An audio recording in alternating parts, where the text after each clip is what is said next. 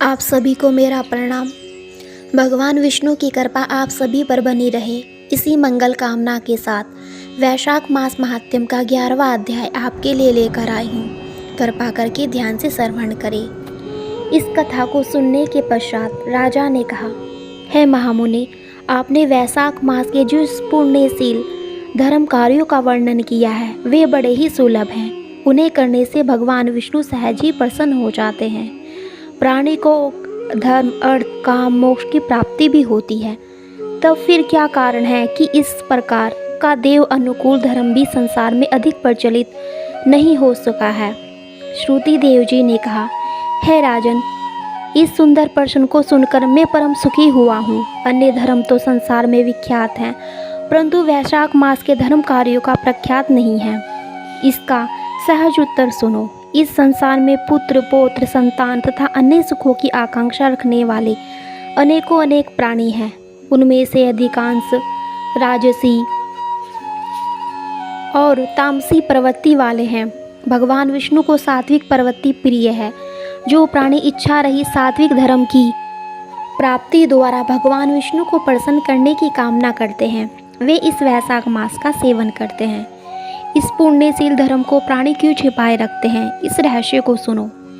एक समय पुण्यशीला काशी में राजा नरग का पुत्र सार्वभौम तथा महायशस्वी हुआ। उसका नाम कीर्तिमान था। वह अपनी इंद्रियों पर अंकुश रखने वाला, क्रोध को नष्ट करने वाला, ब्राह्मणों का आदर करने वाला तथा धर्म का पालन करने वाला समस्त राजाओं में उत्तम था। वह राजा एक दिन जब शिकार के लिए वन में जा रहा था तो मार्ग में उसने यह देखा कि महर्षि वशिष्ठ के शिष्य कहीं जलदान के हेतु प्याऊ लगा रहे हैं, कहीं विश्राम हेतु छायादार मंडप बना रहे हैं, कहीं कुआं और तालाबों का जल निर्मल बनाने की इच्छा से उनका उद्धाव कर रहे हैं, तो कहीं छतरी दान कर रहे हैं, कहीं तांबुल दाए रहे हैं, कहीं विश्राम करते हुए पथिकों को पवन डुला रहे हैं, कहीं शीतलता के लिए सुगंधित पुष्प दे रहे हैं, तो कहीं नेत्रों में कपूर लगा रहे हैं। इस बाती नाना उपाय द्वारा लोगों की सेवा कर रहे हैं। उस शिष्य मंडली को यह सब कार्य करता हुआ देखकर राजा ने उनसे पूछा, हे कुमारों, तुम लोग कौन हो और इस प्रकार के कार्य किस लिए कर रहे हो? वह सुनकर वे बोले, हे नरश्रेष्ठ, हम महर्षि वशिष्ठ के शिष्य हैं। गुरुजी की ही आज्ञा के अनुसार हम इन सब कार्यों को कर रहे हैं। यह कर्म, धर्म, अर्थ, काम की साधना के साथ ही मोक्ष को भी प्रदान करने वाले कार्य हैं। इन कार्यों से जो विशेष फल प्राप्त होता है उसके विषय में तुम जाकर गुरुदेव से पूछो।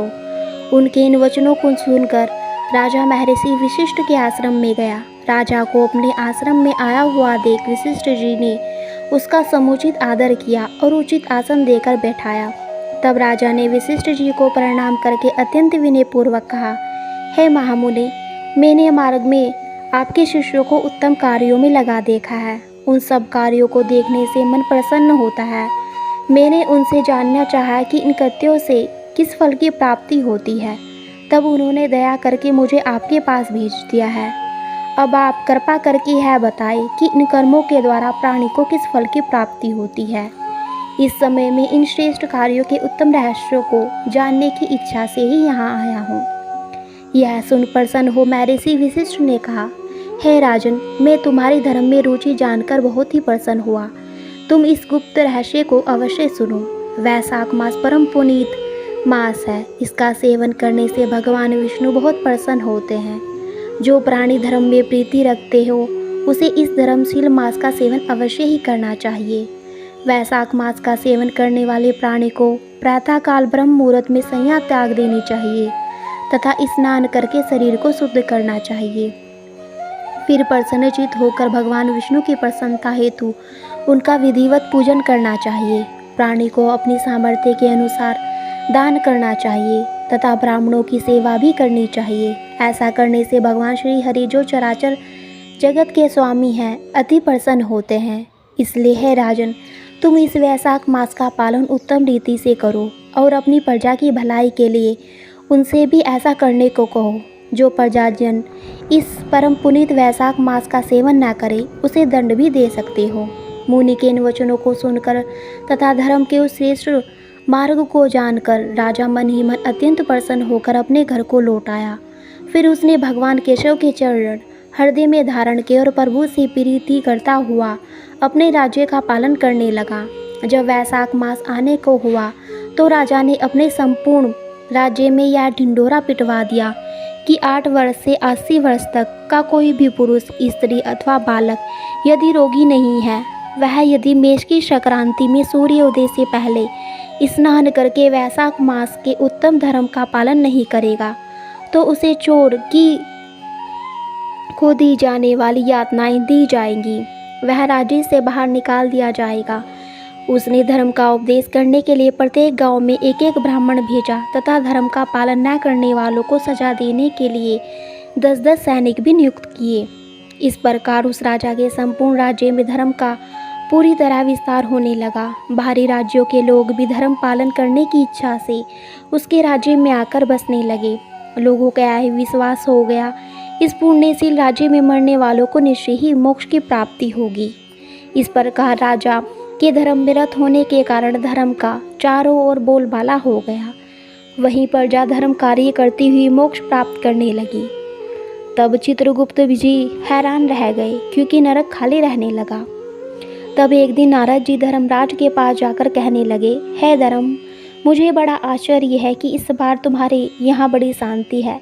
नरक से हाहाकार का शब्द आता हुआ सुनाई नहीं पड़ रहा है।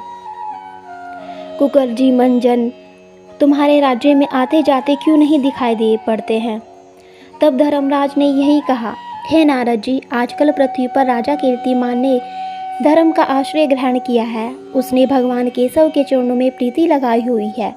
भगवान पुरुषोत्तम की प्रसन्नता के लिए उसने अपने संपूर्ण राज्य में प्रजा को वैशाख मास का सेवन कराना प्रारंभ कर दिया है। राजदंड के भय से सभी लोग धर्म का पालन कर रहे हैं। वे सभी पुण्यों में प्रीति लगाए हुए हैं। कोई पाप कर्म नहीं करता। यही कारण है कि अपने पुण्यों के प्रभाव से सभी प्राणी मृत्यु के उपरांत मोक्ष को प्राप्त होते हैं और मेरा यहाँ का लोक पूरी तरह से खाली हो चला है। वैशाख धर्म सेवन करने के कारण प्राणी ब्रह्म हत्या, सरीखे, माया भयानक पापों से भी मुक्त हो जाते हैं। अतः अब मैंने यह निश्चय किया है कि अब मैं उस महाप्रतापी राजा से जाकर युद्ध करूं। यदि मैं उस राजा को जीत सकने में असमर्थ रहा तो भगवान ब्रह्मा के पास जाकर अपनी व्यथा का वर्णन करूंगा, अन्यथा उसे मार ही डालूंगा। इस प्रकार नारद जी को अपने मन का सारा हाल कहकर यमराज ने जरा, रोग, व्याधि, मृत्यु आदि महाबली अनुचरों सहित महापराक्रमी अपने दूतों को साथ लिया और स्वयं भी यमदंड को हाथ में ले भैंसे पर सवार होकर अपनी सेना के सहित पृथ्वी पर जा पहुंचा। उस महाबली राजा को पराजित करने के लिए उसके राज्य को चारों ओर से घेर लिया। जब राजा को यह पता चला कि यमराज ने उसके नगर को घेर लिया है तो वह अपनी प्रजा की रक्षा के लिए सेना सहित नगर के बाहर युद्ध करने के लिए आ गया। फिर दोनों ओर से भयानक युद्ध हुआ। राजा के बड़े पराक्रम के आगे यम की सेना बहुत देर तक टिक नहीं सकी। यम की सेना जब राजा के पराक्रम से विचलित होकर भागने लगी तो यमराज ने अपने तीक्ष्ण बाण राजा के ऊपर चलाए। फिर वही राजा का वध करने की इच्छा से तलवार और ढाल उठाकर उसे मारने के लिए आगे बढ़ा। राजा ने जब यम को देखा तो अपने तीक्ष्ण बाण चलाकर यम की ढाल तलवार को काट डाला। देखते ही देखते राजा ने यम के सभी अस्त्र शस्त्र काट डाले। फिर उसने एक तीक्ष्ण बाण यमराज के मस्तक पर भी मारा। तब यम ने क्रोध करके अपना यमदंड उठाकर उस ब्रह्म मंत्र से अभिमंत्रित करके राजा के ऊपर चलाया। उधर भगवान विष्णु ने जब यमदंड को आते देखा तो उन्होंने राजा की रक्षा के लिए अपने सुदर्शन चक्र को भेज दिया। सुदर्शन को आया हुआ देखकर यमदंड निस्तेज हो गया। फिर वह चक्र यम को मारने के लिए आगे बढ़ा। उस समय राजा बहुत व्यथित हुआ और वह भगवान के प्रिय सुदर्शन को चट नमस्कार कर प्रार्थना करता हुआ इस प्रकार कहने लगा, हे भगवान के प्रिय आयुध, आप भक्तजनों की रक्षा करने वाले हैं। मैं प्रार्थना करता हूँ कि अब आप शांत हो जाए तथा यमराज को अधिक त्रस्त न करें।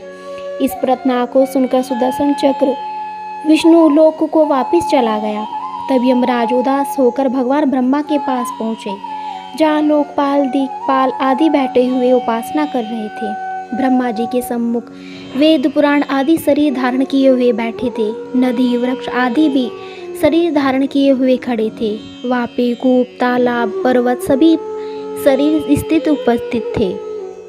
दिन रात, पक्ष, मास, कल्प, काष्ठा, नमेश, ऋतु, अयन, संकल्प, विकल्प, निर्मेश, उन्मेष, यक्ष, योग, करण, पूर्णिमा, अमावस्या, सुख दुख, लाभ हानि, जय पराजय, सतोगुण, रजोगुण, तमोगुण, शांत, मूड, अतिपोर, प्राकृतिक विकार, कफ, वात, पित्त आदि सभी चराचर मूर्तिमान होकर भगवान ब्रह्मा जी के सम्मुख खड़े हुए थे। तब चतुर्नारायण के चरणों में साष्टांग प्रणाम करके उसके उपरांत यमराज ने अपने नेत्रों से अश्रु वर्षा करते हुए विलाप करना प्रारंभ कर दिया। यमराज की उस दशा को देखकर ब्रह्मा जी की सभा में उपस्थित सभी लोग महान आश्चर्य करने लगे। सबने मन ही मन विचार किया कि वह यम जिस पल भर का भी अवकाश नहीं मिलता, आज इस प्रकार से दीन होकर क्यों खड़ा है।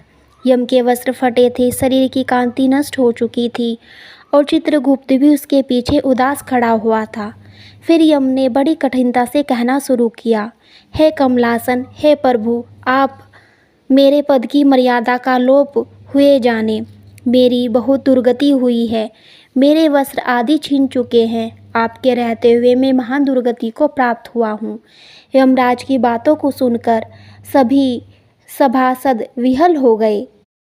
तब पवन ने भगवान ब्रह्मा के वन का आश्रय जानकर यम को उठाकर अच्छे आसन पर बैठाया और कहा, हे यम, तुम्हारी यह गति किसकी कारण हुई है।